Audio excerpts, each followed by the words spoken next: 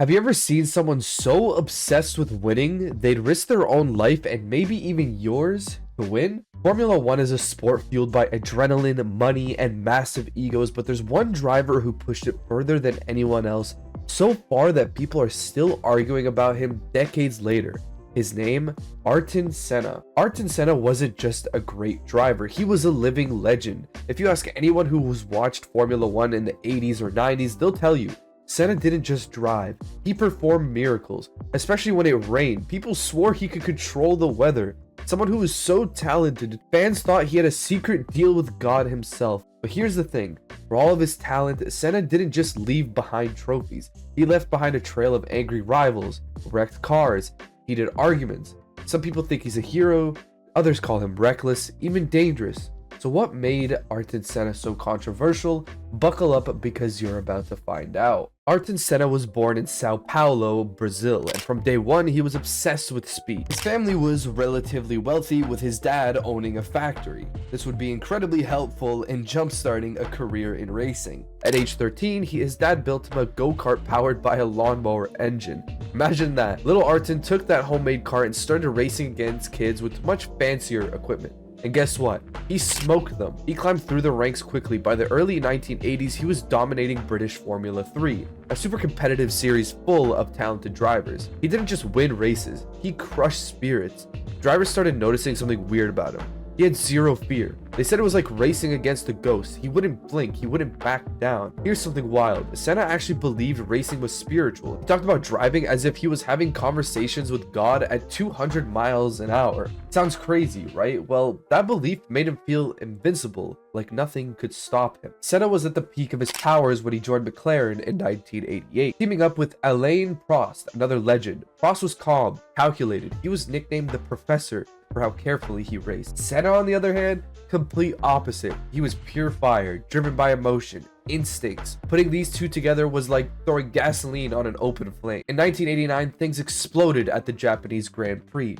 Senna tried an impossible move to pass Prost, and boom, they crashed. Senna somehow restarted and stormed back to win, but guess what? Officials disqualified him because he rejoined the race illegally. Fans screamed it was rigged and that the FIA president favored Prost because he was French, just like him. Senna went from just a driver to a martyr overnight. 1 year later, on the same track with the same driver, but this time, Senna wasn't just angry, he was out for blood. He qualified first but got stuck on the dirty side of the track. Thanks to some controversial rules, he told everyone straight up, if Prost tries to pass me at the start, we're crashing. And can you guess what happened next? Yup. Senna slammed into Prost at full speed, wiping them both out. Senna clenched the title sitting in the gravel. Later, he openly admitted, yeah, I crashed on purpose.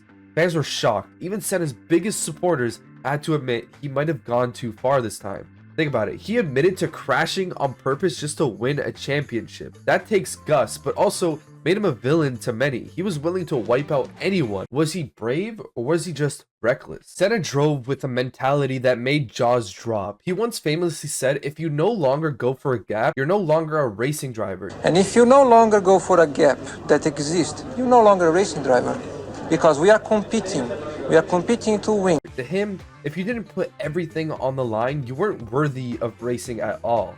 It sounds heroic, but imagine driving next to a guy like that. I mean, I would fear for my life personally. He pulled off incredible overtakes, especially in the rain. In 1984 at Monaco, he drove a terrible car to almost victory during a massive downpour. Then at Donington Park in 1993, where he went from 5th to 1st in just one lap in heavy rain, obviously. Drivers called it impossible. Senna called it just another day.